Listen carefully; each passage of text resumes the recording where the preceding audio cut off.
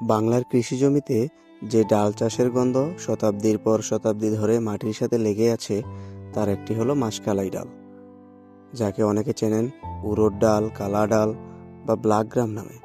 ছোট কালো রঙের এই বীজ দেখতে যত সাধারণ, এর ভেতরের পুষ্টি ততই বিস্ময়কর। মাষকালাই গাছ মূলত একটি ডালবহুল লেগিউম, যা মাটিকে নাইট্রোজেন দিয়ে উর্বর করে এবং কৃষককে দেয় কম খরচে উচ্চ পুষ্টির ডাল।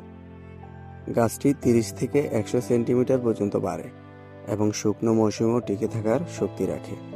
তাই গ্রামীণ জীবনের খাদ্য, অর্থনীতি আর কৃষিতে এই গাছের গুরুত্ব বিশেষ। এর প্রতিটি বীজে থাকে উচ্চ প্রোটিন, লৌহ, ক্যালসিয়াম, পটাশিয়াম, ফাইবার এবং জটিল কার্বোহাইড্রেট, যা শরীরের শক্তি, পেশি এবং রোগ প্রতিরোধ ক্ষমতা বাড়াতে ভূমিকা রাখে।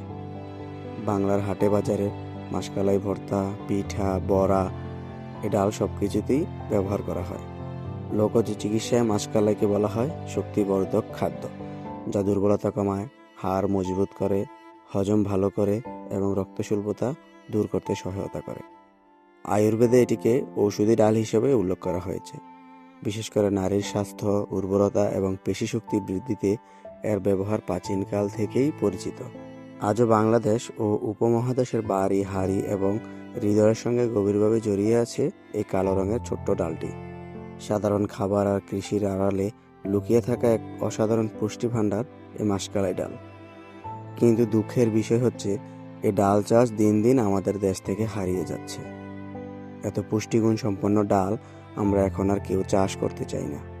কৃষক এই ডালটি চাষ না করারও অনেক কারণ রয়েছে, কিন্তু আমাদের এই ডাল চাষে সবাইকে এগিয়ে আসতে হবে। এই ডাল চাষ এদেশে আবার নতুন করে চালু করতে হবে।